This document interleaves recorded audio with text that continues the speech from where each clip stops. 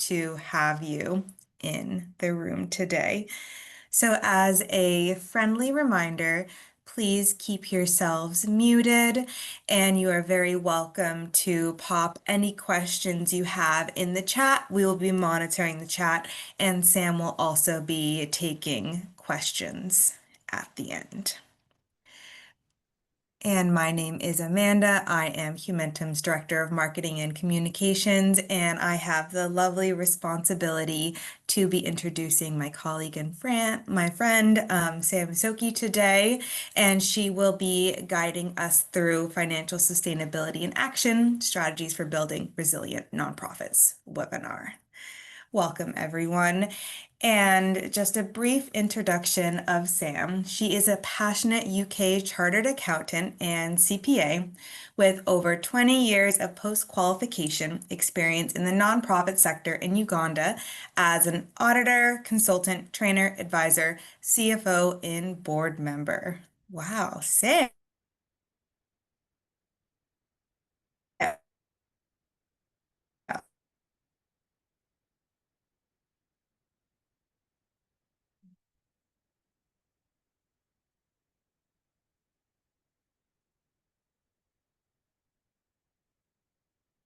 Is that my network or Amanda's? I think it's... Oh.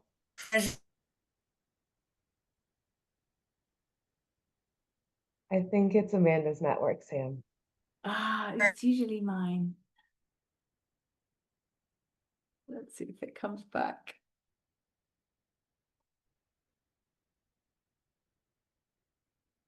Well, I think in the interest of time, I'll just crack on. If Amanda rejoins us, that will be great. But otherwise, I'll crack on.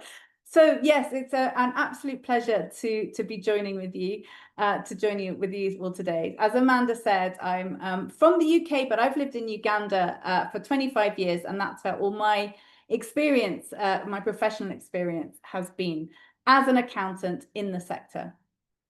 So if you've joined us today looking at financial sustainability, this has been obviously a massive challenge, a massive hot topic for the sector.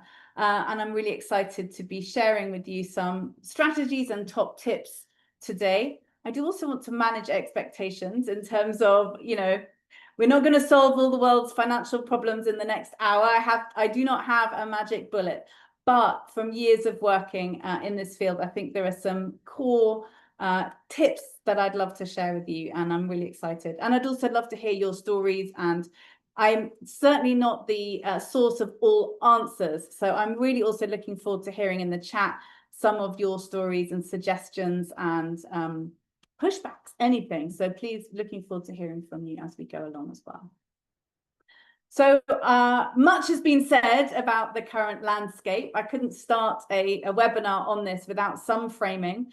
Of course, we've had the USAID situation. We've seen the reduction in funding from European bilaterals as well. We've seen many foundations still playing wait and see, even while some are opening the floodgates, like Bill Gates. The funding landscape has become a real challenge, and financial sustainability has always been an issue, but has become an urgent need even more than it has been in the past. And there's a lot of talk about reframing and rethinking business models and the need to build back in a different way. We know that a lot of vital life-saving work has been stopped. It's not just the organizations, but also all the communities and beneficiaries, stakeholders that are affected. And I've seen in Uganda, and I'm sure you've seen, local organizations that often have the lowest levels of reserves have been the hardest affected at the organizational level. Lots of layoffs. And sometimes we're seeing competition rather than collaboration with there's fewer funds around. It's been a really, really difficult time. At the same time, civic space is being challenged.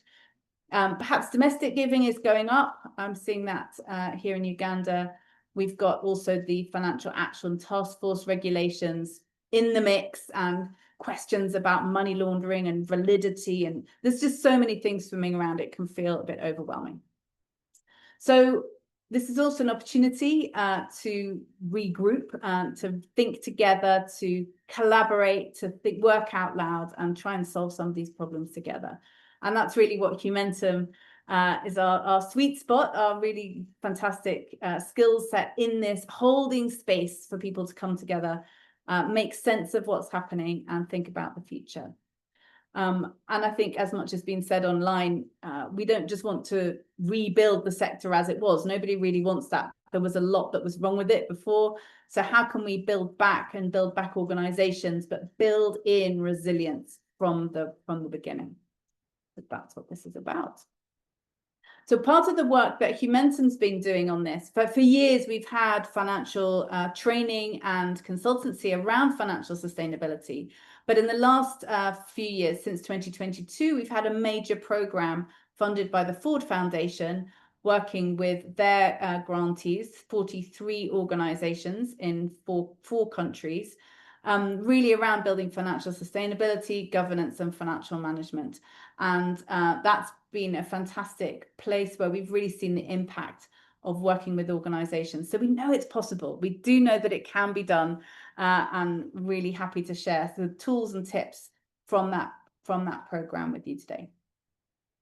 So when we look at financial sustainability, first of all, opening framing is different from organizational sustainability. It's really focusing on the financial element. They're very much interlinked, but it's worth saying organizational sustainability is a much broader concept. But we're going to focus here on financial sustainability. And with any kind of change program, with anything we're trying to improve, we've got our whole program is built on a 3-step questions. Where are you now in terms of your financial sustainability? Where do you want to be in terms of your goal? And how do you get there in terms of a plan?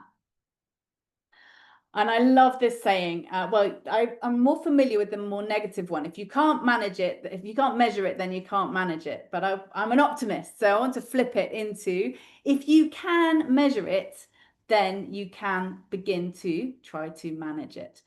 And part of financial sustainability is about really knowing what it is that you're trying to improve. How can you measure it? How can I work out? How can I state where I am now and where I want to be in some sort of measurable way? Because if I can measure it, I can understand my current situation. I can articulate where I want to go, and I can define a process for how I get from where I am to where I want to be. So that's why I think this framing is really important for financial sustainability. Now, we're going to be looking at 4 key elements of financial sustainability, which I'm going to dive into each one. One is a healthy funding mix. The second is sufficient unrestricted or flexible income. The third is adequate reserves.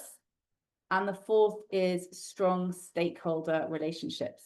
And research over many years, and certainly our empirical work as well, would really testify to the fact that if each of these 4 are strong, then you can confidently say that you have a good set of financial sustainability. You're financially resilient. So these are the sorts of ingredients that make that happen. So let's start with a healthy funding mix. So not all income is the same. There's a quantity, there's a dollar value, but there's also a quality element to income. And I tend to think of it in this sort of matrix. And we could think of income that's highly restricted in its use, i.e. it can only be used for the specific purposes that it's been agreed for. Now, in an ideal world, that's because you applied for money to do this thing, and hopefully it's missional and it's good things that you want to do with it. But restricted money tends to be not flexible. If plans change, if realities change, you can't then use it for anything else. You don't have that flexibility with it. The other challenge with restricted income, of course, is that often donors like funding the direct costs, but sometimes there'll be certain costs they don't like paying for. We won't pay for salaries. We'll only pay for, you know, money that's going directly into the hands of other people, or we won't pay for the absolutely essential institutional-wide support costs that are necessary for for the programs to function. They'll only pay for certain costs. So restricted income is great, but it can come with some real problems. And then in the other end, we've got unrestricted income, which is income that you can do anything with within the bounds of your organization's mission. You can even choose not to spend it if you want. You can use it to build your reserves. You can spend it on something unexpected or unplanned. You can use it to top up grant funding, but costs that nobody else wants to pay. You've really got all the decision-making power in your hands as an organization to decide how to best apply those resources given a current reality that you're facing. And it is a spectrum, right? There's not, it's not binary.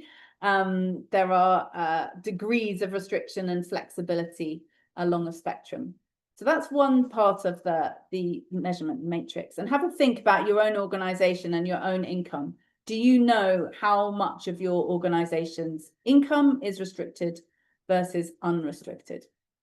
The other aspect here is the short term and long term.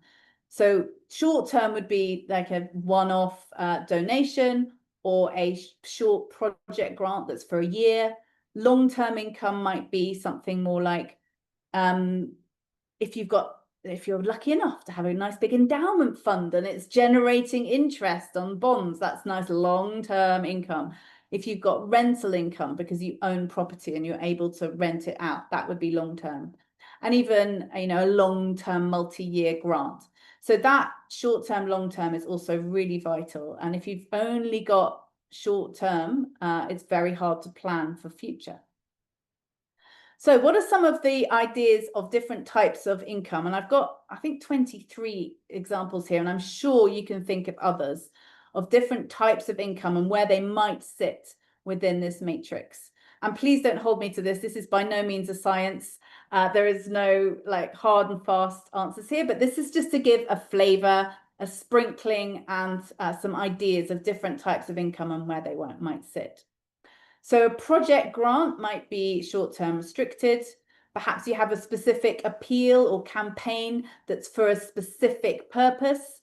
That could be short-term restricted. Perhaps a program grant that's a multi-year grant could fall in that quadrant there.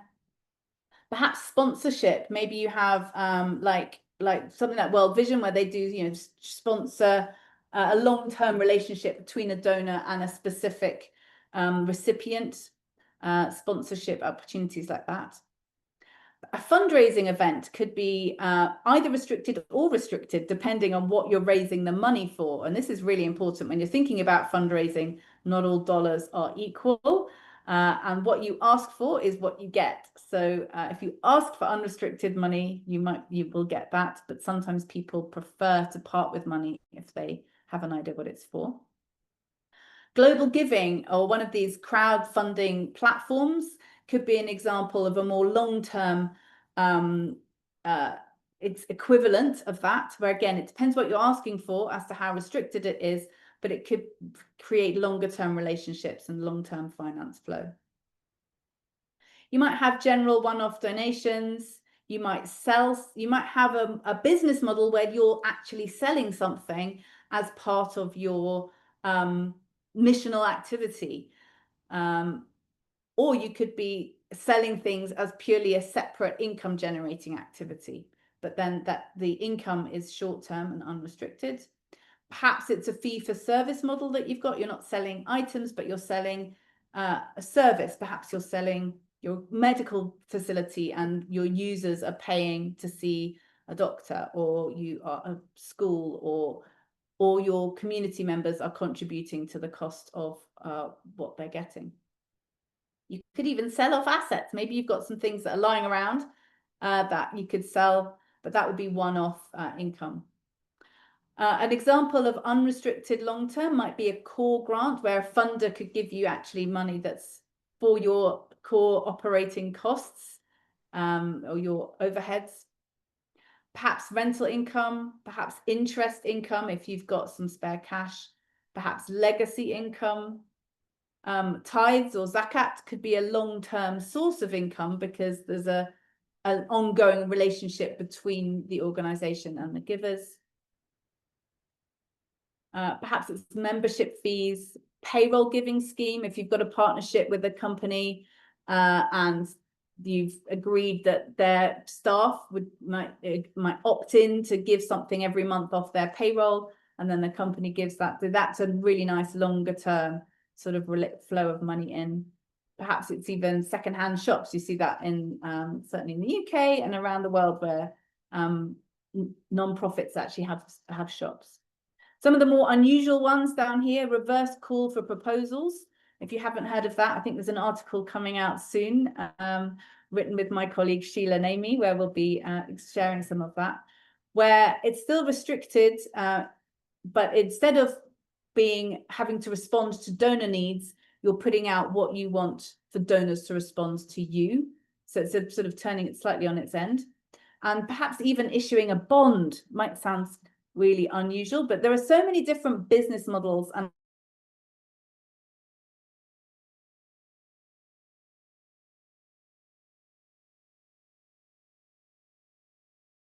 ideas of operating sort of grant we need to be thinking of in this current environment, really thinking outside the box. So the purpose of this slide is really to show how different types of income can fall in that matrix. Now, the next part of really being clever about this is matching your different types of income to your different types of costs. And this becomes really strategic and in terms of your financial sustainability. So, for example, your short-term restricted grant income is really well suited to cover your short-term project costs. And if that's the kind of costs you're trying to cover, that income works very well. Perhaps your longer-term programs have got program grants, and that restricted income works quite well for that. But what about your support costs or your overheads, your costs of governance and IT systems and safeguarding and finance manuals and accounting systems and data? Who wants to pay for that? Maybe that's not as easy to get funding for. So you might want to use unrestricted funding for that. And these are, if you've got salaries, for example, that's a long-term regular commitment. It's not a one-off cost. So you want to apply long-term income to cover your more longer-term type costs. Same with fundraising costs. If we're talking about financial sustainability, you've got to be investing in fundraising. Or if you've got a different model, maybe that's marketing and sales and advertising. Or is it comms? Like it can come up in lots of different ways, but it's costs in investing effort that will actually bring income into your organization in one way or another. And that's hard to get funded sometimes from restricted funds. So you want to have unrestricted money to do it. And finally here, if you've got unrestricted short-term money, that can be useful for covering like unexpected things. But ultimately, it's really nice if you can just not spend it at all and use it to build your reserves. And we'll come back to that later, the importance of building reserves. So the idea of this matching is looking strategically at the structure and the type of income that you have and the type of costs you have. And maybe you could do a mental map now. And if you think of your own organization, the pain points really come is if your income is, say, short-term restricted and a bunch of your costs are longer-term support costs. And you can't cover the cost type with the income type. That can lead to financial ruin. So getting that strategic match is a really crucial part of it. So how can you measure your funding mix? We talked about what you can measure. If you can measure it, you can manage it. So one of the metrics, if you like, is donor dependence. What percentage of your income comes from donors? Is it 90% or lower? How many different donors do you have? So it might be 90%, but it's from one donor, or 90%, but it's from 100 donors. That will also give you a sense of risk. What percentage of your income is good quality, by which I generally mean longer term and unrestricted. And you can define that however you want, but it's a really nice way to think about your income quality. Define how you want to measure that and measure it on an ongoing basis so you can keep an eye on the income quality that you've got coming in. Have you got the right level of diversification? And I've framed that really carefully, because for a long time people would talk about diversify, diversify, diversify, but actually there's a cost to diversification. And my hero, Kevin, oh my gosh, what's he called? Kevin from Mighty Ally, Kevin Brown from Mighty Ally, who you might have heard of. He's actually talks about, well, do a couple of things really well and then stick to them and do them well. If you try and do too much, you might end up just not managing it. And there are implications and there are costs to generating different types of revenue. So you don't want to have all your eggs in one basket, but you also don't want to be chasing 100 different types of revenue and not specializing. So the right level of diversification for your situation. And this crucial one, as I mentioned, does your income profile match your expenses profile? So those are questions that you can ask yourself to work out, where am I now? What's my current reality in terms of donor dependence, numbers, income quality, diversification, and matching? So that's a bit about income mix, and it's linked to financial sustainability. Now let's look at unrestricted, do a bit of a deep dive into this unrestricted or flexible funding, because as we've seen, it's a key to so many other things. So what does it look like? Why is it important? And how do you get it? So what does it look like? Again, it can really vary, but if you're not having to prepare a separate budget for specified activities, then perhaps your income is to get this income. If it's just money, here's money because I love what you do, rather than to present me a budget so that I can fund it, well, that's more unrestricted and flexible. Can you choose your own budget headings? Can you define for yourself how you want to describe what it is you want to spend the money on? Or does the donor prescribe the headings and the activities? Can you reprioritize without permission within the money that you've got and the overall objective? How much flexibility have you got to say, well, we didn't realize this, but we actually need to reprioritize and respond? Allow yourself to not be perfect at looking 3 years into the future, and budgeting might not be perfect. Have you got the freedom to make those changes? Are there a list of things that you can't spend the money on? Or have you got freedom to choose that within your own legal and ethical framework? Are there time limits? Does the money have to be spent by a certain time? Could you just choose to spend it on something completely different if you actually wanted to? And you might find some of the cleverest fundraising appeals do this. They say, for example, your money could, $40 could do this, or $20 could do this. That kind of fundraising is quite clever. But then up at the bottom, there's often quite a caveat.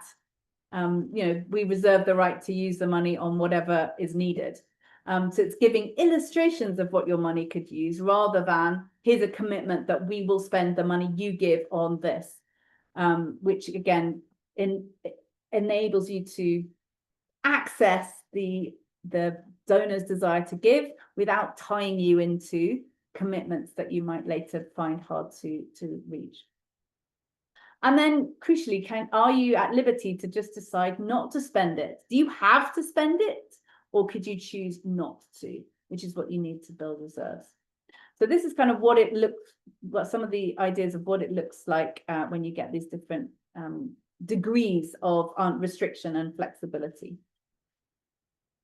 Why is it so important? And I think I'm probably preaching to the choir here, but it enables organizations to have autonomy. If we're talking about locally led development, we need locally led decision-making, prioritization, and the ability to have agency and control. So it's at the heart of that. It's vital for agility and responsiveness, changing environments, unknown things, as we saw with COVID, as we've seen with, all sorts of different. First responders are the organizations that are on the ground, and they need to be able to be agile and responsive to situations. If you want to be able to innovate and you haven't got a proven case, often with grants, there's a requirement for a performance outcome or a goal to be achieved. Or what if you don't know if this will work, but you really want to try out a new risky idea? While unrestricted funds are vital for innovation. They're crucial for building reserves, as I've said, maybe 15 times so far, so maybe that point is coming home, and really useful for covering these necessary costs, but the ones that aren't so shiny or attractive, and are nonetheless necessary to run the organization. So the $1 million question, how do you go about getting it? I'm obviously not, this isn't a fundraising webinar, so I'm not going to be able to give you everything, but I really want to point you to some great resources. So one is, as I mentioned, Mighty Ally. There's a link in the deck, which will be shared with you. But he talks about being fundable and findable, about making the message really clear, about being compelling, and some just fantastic advice there. So I would really encourage you to review his resources. There's lots and lots of free things, and he's just written a book, but there's loads of free resources as well on his website and LinkedIn. So I really recommend those resources. And the second one here, Make the Case. This is a blog from Humentum, which has got some top tips and actions for funding to be effective. So again, some nice tips and resources there.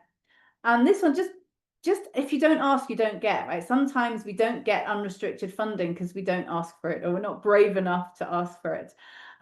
So compelling, confident asks might go further than you would imagine, to either increasing the flexibility on the funding that you already have, or just getting unrestricted funding. Now, it does depend on your donor, and there's no magic bullet here.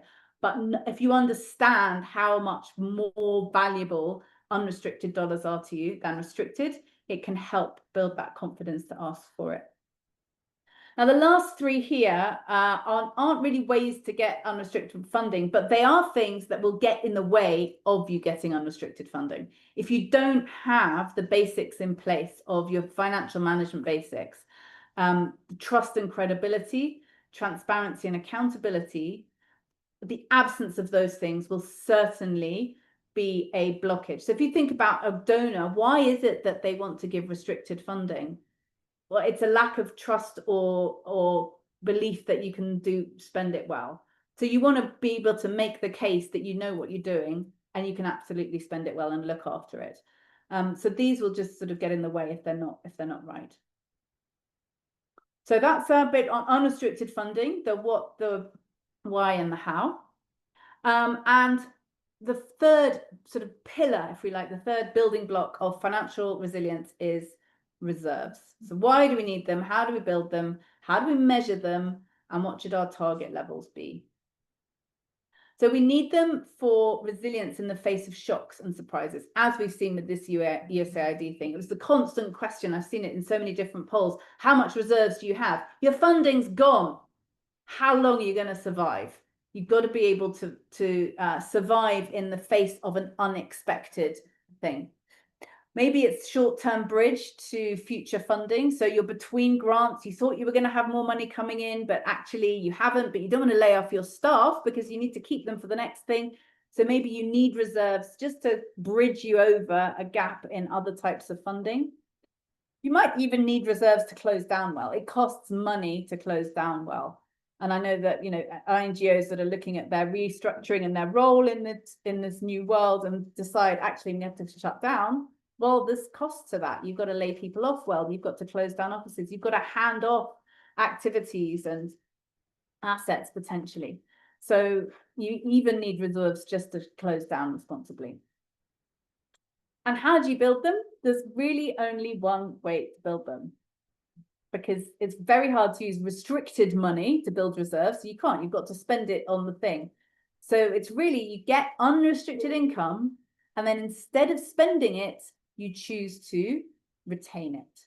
And that's a very difficult decision to make when you're passionate about the work that your organization is doing.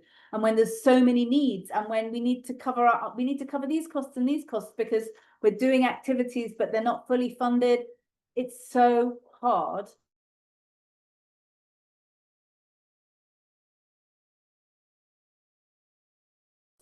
to make a decision you get. And yet that is the only way to build reserves. So how do we measure our actual reserve level? And this can be really important when it comes to this difficult decision to choose not to spend. It's really helpful if you have a target level of reserves and a reserve policy.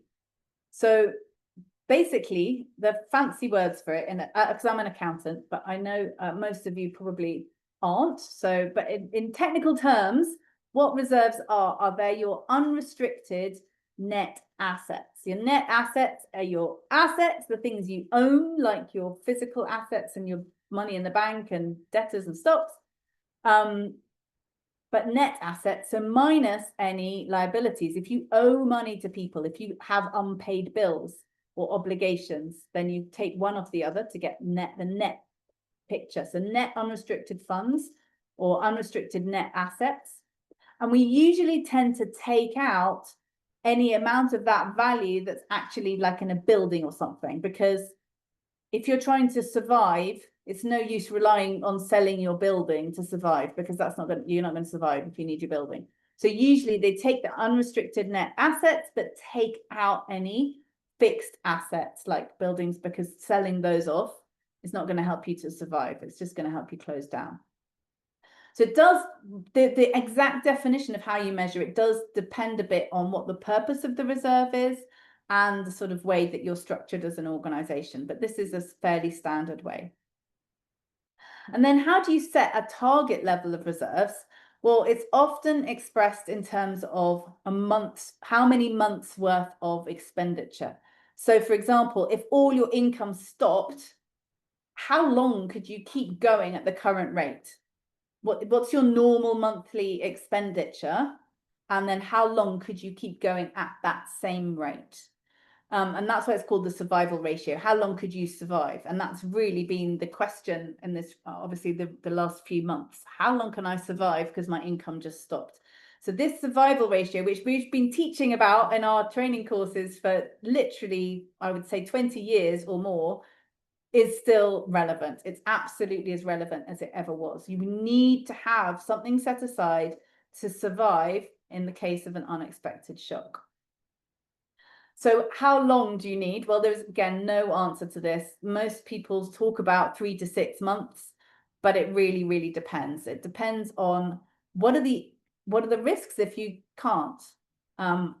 You've got to consider how bad it would be if you can't survive. Is 3 months long enough to find other funding or to close down? You might also want to think about which expenditure are you including in this average expenditure. Do you include capital expenditure and depreciation? Do you include just your salaries and the things that you're going to absolutely, your essentials? Or do you want to be able to keep operating at full whack because your mission, maybe you're providing ARVs to HIV sufferers or something, and you can't just not continue doing that. So you'd want to think from your own organization's perspective, what is the expenditure that we would need to keep going? And then how many months of that would we want to have in reserve? And that's kind of how you can set your target level of reserves. So that's really it when it comes to reserves. It's really understanding how to build them, how much you've got, which you can measure from your own balance sheet, from your financial statements, setting a target, and then deciding if like maybe you've got, if you calculate that the reserves you need are $100,000 and your current reserves are $5,000, then you've got to make a plan for how to build that up over maybe the next 5 years. So you could say, well, every year we're going to aim to generate unrestricted income that we don't spend of such and such an amount, so that you can then reach your target level. When you reach that target level, you stop. You just spend what you get of unrestricted funds. You don't keep accumulating, because that's not what we exist for. And I remember one of the first times I came across this idea, the Charity Commission in the UK, I was trained in the UK, and the Charity Commission had sent out a set of, like, I don't know, warnings or non-compliance statements. And one of them was to an organization that had 8 years worth of reserves. And the Charity Commission said, who do you think you are, a bank? You have a social purpose. Get out there and start doing something with this money. You don't exist and people don't give to you just so you can sit on it. Get on with it and go and do something good with the money that you've been entrusted with. 8 years of reserves is too much. Another organization, which was a massive INGO with operations in, you know, I don't know, 50, 60 countries or something, working in humanitarian assistance, and lots of people depended on them, and they had huge staff count, and they had 8 days worth of reserves. This was a long time ago, so I would hope there aren't so many organizations now that have 8 of that size that have 8 days worth of reserves. And the Charity Commission said, this is ridiculous, this is irresponsible. You cannot function and say you're well governed when you only have 8 days of reserves. I was on their case. Now, there is no definition of what the right level is. Clearly 8 years is too big and 8 days is too short. But as a board, you need to come, your board needs to come together and think, what is a sensible level, but that meets that tension between needing to spend and wanting to do good and fulfill our mission, and needing to be responsible and build an appropriate level of reserves. So that's I'd be interested to hear in the chat as well, any of your experiences with that, whether you have had success. It's very difficult, that much I know. So the fourth key piece is building stakeholder relationships. Absolutely vital, because you need to leverage them in different circumstances. And if you've got that social capital, if you like, that trust, the strength of relationship, that people won't walk out on you or leave you stranded, that will help tide you over. And that's really what financial resilience is about. It's about surviving a difficult patch, getting on with it, and being able to thrive into the next phase. So this might be your own community, the clients, the service users, the beneficiaries that you serve, your funders, the relationship there, local businesses, your bank, the provider of banking services, suppliers, maybe they can give you credit, local government, different organizations that you partner with, any relevant networks, your tax authority, have you got a good relationship with them, and your auditors? And I'm sure you can think of others, but there's so many different ways that you can leverage those relationships.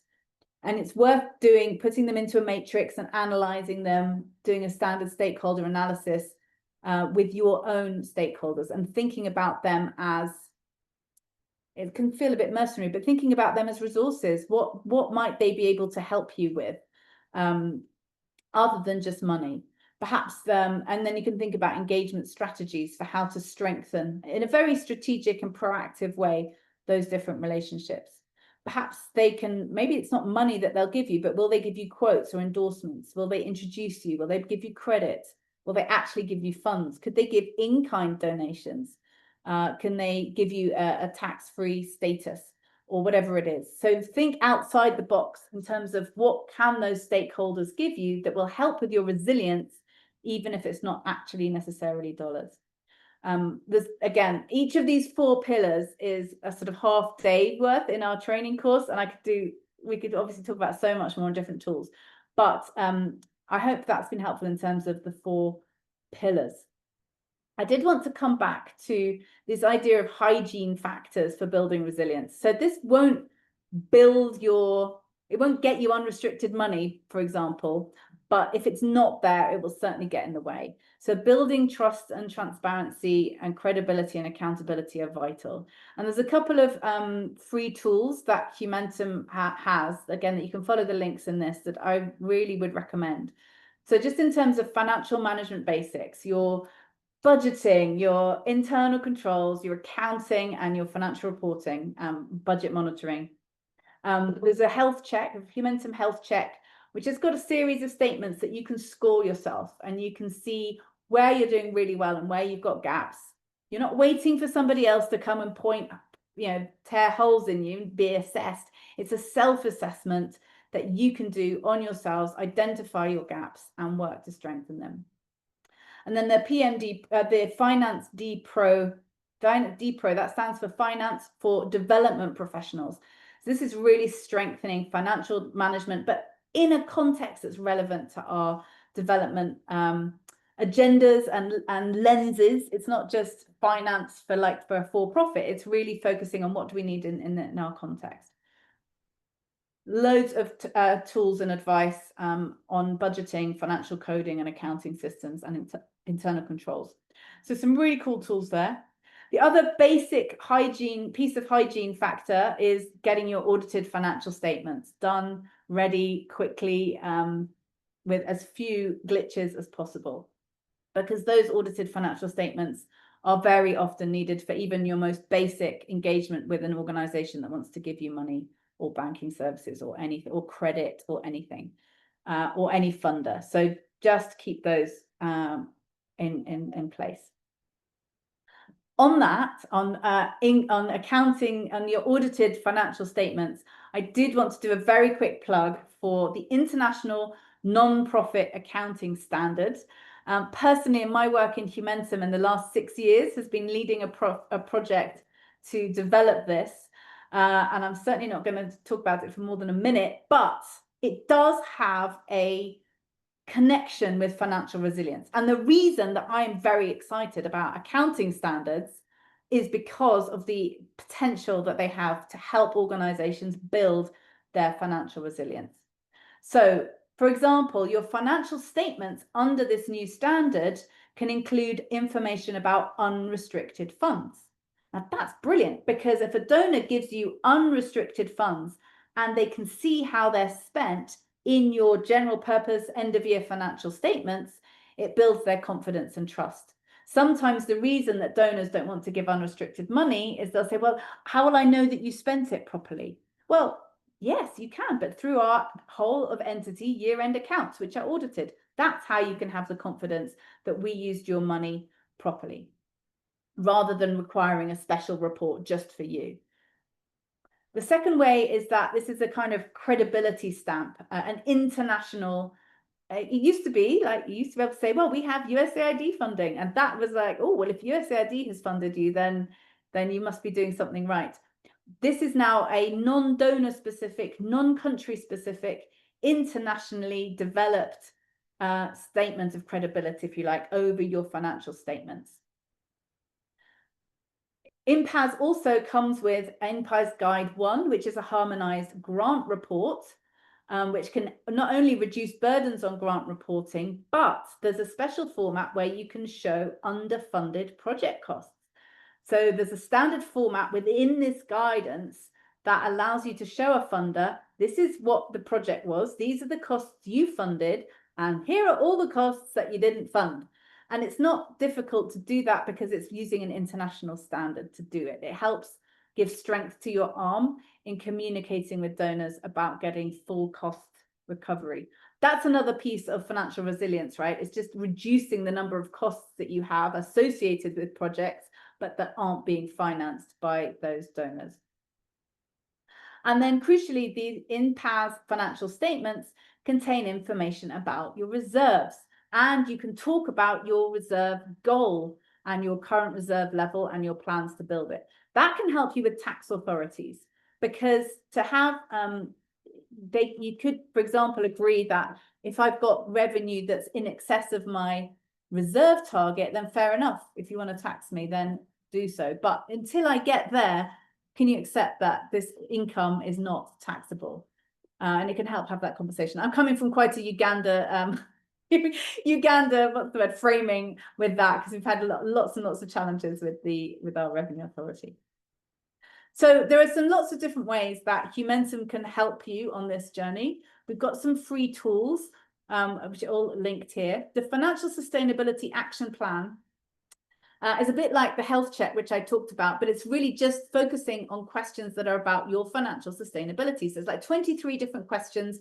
You can score yourself and you can see where you're at, and it can give you some really targeted advice, because if you scored low on something, you think, that's something I can work on. Really discrete, targeted, actionable areas. We've also got some of the health checks, some financial planning templates. In terms of training courses, I mentioned we have Achieving Financial Sustainability and Building a Foundation in Good Governance. Governance, obviously, really key. As I mentioned, all these things are interlinked. In getting good quality income, you need good governance. And then we also have consultancy services about cost recovery, so getting more money from your restricted grants, financial sustainability, and general financial management and funding, and a range of different services there. And I mean, it's important to say that these, it's not a one size fits all conversation, especially when Humentum comes along a journey with you. It's a strategic dialogue that really sets the tone for how your organization plans for growth or manages uncertainty and builds resilience for the future. And the bottom line, I mean, really, it's your funding strategy has to be as bold, as creative, and as intentional as your program delivery. You can start small, but you do need to start now and be intentional about improving it. And at Humentum, we really would love to help take that first important step with you. So if you think you would benefit from facilitated training on planning for financial sustainability or collaborating on to co-design a tailored strategy, let's talk. This could be the most significant conversation your organization has this year. So I'm hoping that between the free tools and the resources and expertise that we have, that we can really help accompany you on a journey towards financial sustainability. So with that, Amanda, back to you. Thanks very much, Sam, for this awesome presentation. So many good bits of information in here. We have a few questions for you in the chat, so I will start with those and then we will open the mic for anyone else that has questions as well. So your first question here is, what is considered a healthy reserve ratio for a nonprofit in a fragile economy or one prone to currency volatility? And how do we balance building those reserves without sending a message to donors that we don't need the funding? It's a real catch-22, isn't it? And we see this in financial reports as well. If you make a deficit, they say, well, you can't manage your own money. And if you make a surplus, they say, well, you've got more than you need. It's like, well, what do you want? How am I gonna? So this is why having a reserve policy is really, really good for messaging to funders that I am responsible. We're having good governance practice here, and we're not being excessive. We have been intentional about our reserves level. It's not forever. It's not that we've got more money than we need. This is just the right amount of money to survive. So I think that intentionality of a reserves policy helps cover the second part of your question about the messaging and the signaling to donors. The issue of being in a volatile economy and currency volatility. So one piece of that is reserves. I would say the stronger answer to that question is your treasury practice and your exposure to financial exchange risk, which I'm certainly not going to talk about in too much detail, but there are that is an area of expertise in its own right. Having bank accounts in foreign currency, negotiating your grant contracts to be in the currency that in local currency, so that you don't end up having to fulfill programmatic obligations in one currency and yet the income has come in another, and where there's a big volatility there, you can end up literally losing out, and that can be a massive problem. So it does speak to reserves, because if you've got a risk like that you haven't been able to mitigate with your treasury and grant negotiation, then you are open to a bigger risk and you need more reserves or more unrestricted income to be able to cover those gaps. Because if you end up with a Forex loss and you say, donor, please will you pay for this? And they say no, well, then you're going to have to cover that from your unrestricted funds or your reserves. So again, no answer, but you're right. It's much harder in a volatile environment. All right, here is two more related to INPAS. One piece of lovely feedback from Kachan. As a nonprofit CFO myself of 20 years, Samantha, excellent presentation. Loved your wisdom and engagement. Very happy to learn about INPAS. We'll be looking that up.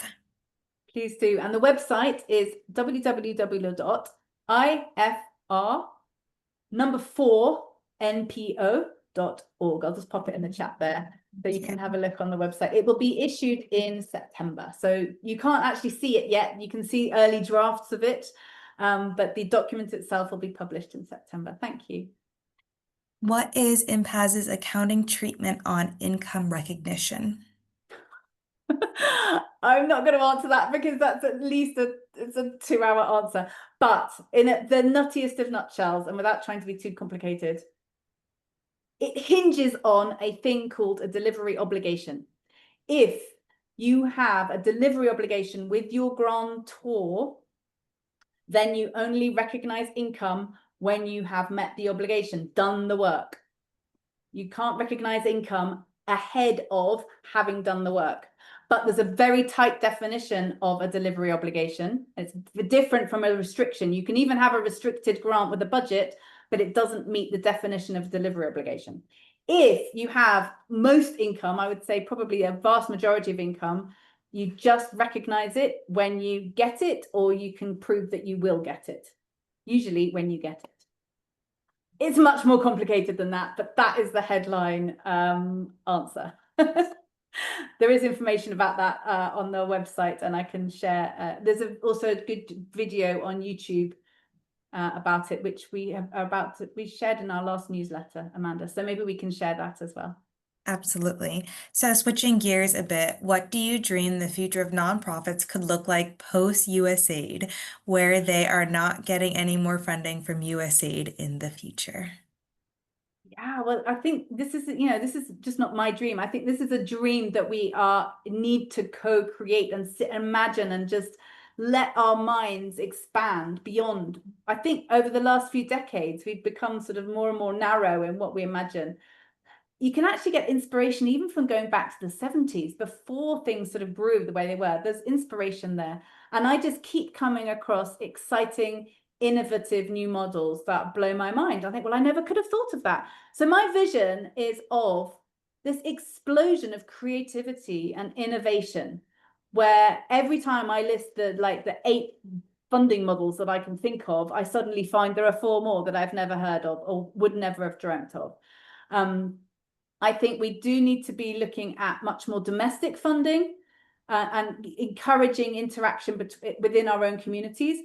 It's no longer where we have poor countries and rich countries. There is wealth, diversity within every country. So how can we harness those with resources within our networks, immediate networks? How can we get money out of people who haven't otherwise thought of philanthropy as their responsibility or a joyful, wonderful thing for them to engage in? So I think, and there's also other models like fee for service and getting people to pay for things, setting up your social good delivery as a social enterprise. Does everything have to be free? Is that necessary to achieve the social good that we want to? I think of, for example, remittances that come in or just family members paying for school fees or medical bills.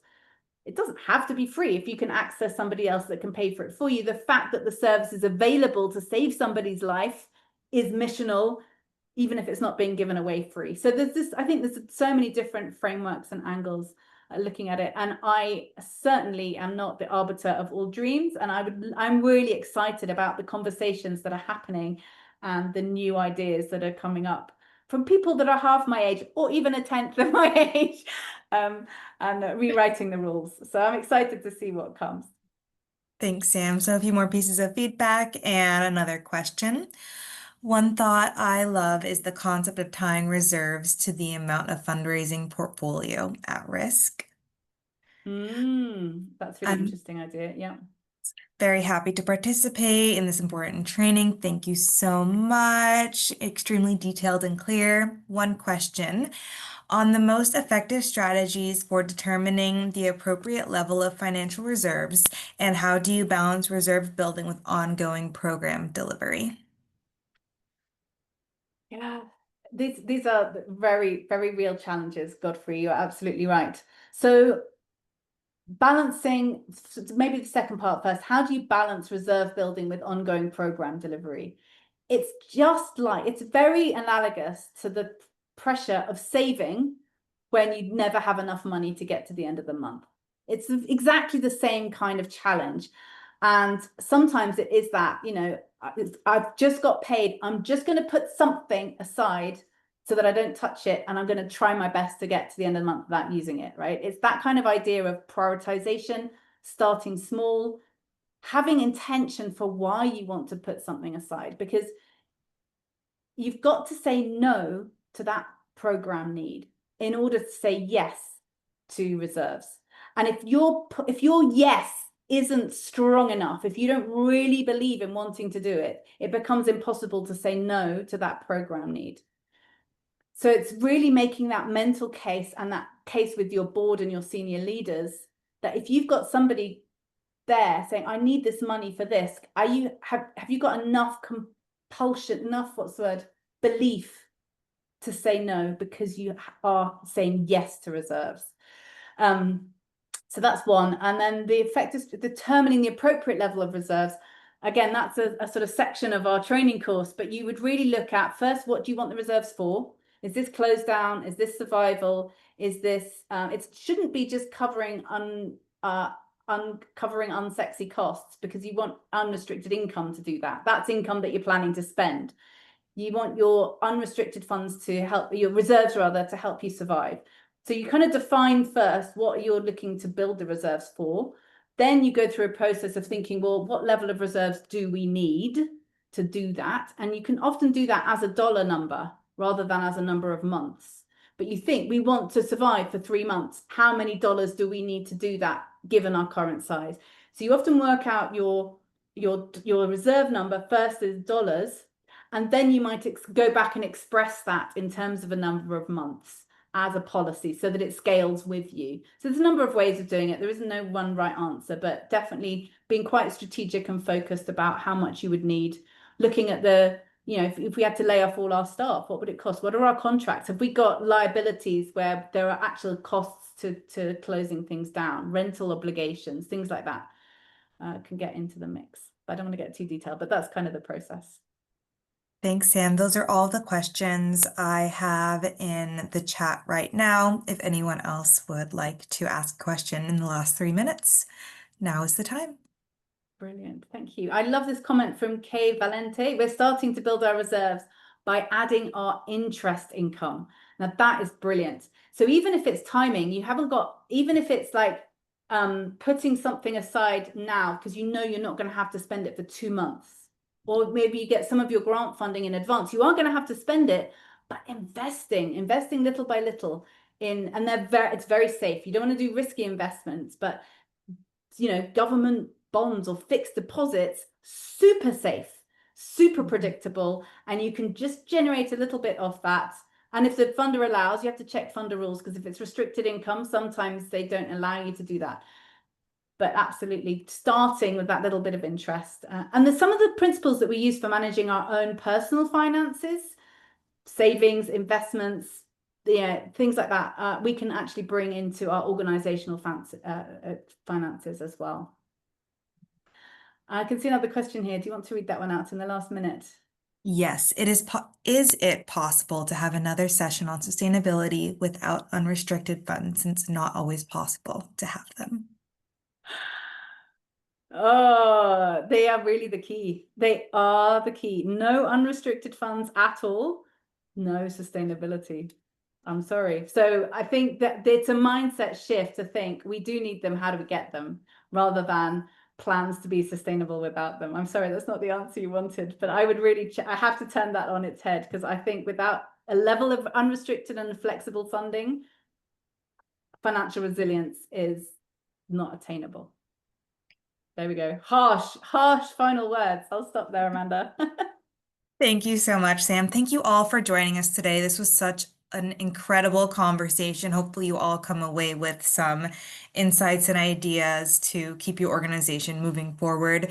We will be sharing the recording and the presentation in the follow-up email. It will likely be in your inbox tomorrow morning, your all time. And don't forget, Humentum can support with consulting, training to keep your organization moving forward. So thank you all again. Wishing everyone a wonderful rest of your day. Thank you. Take care. Thank you. Bye-bye.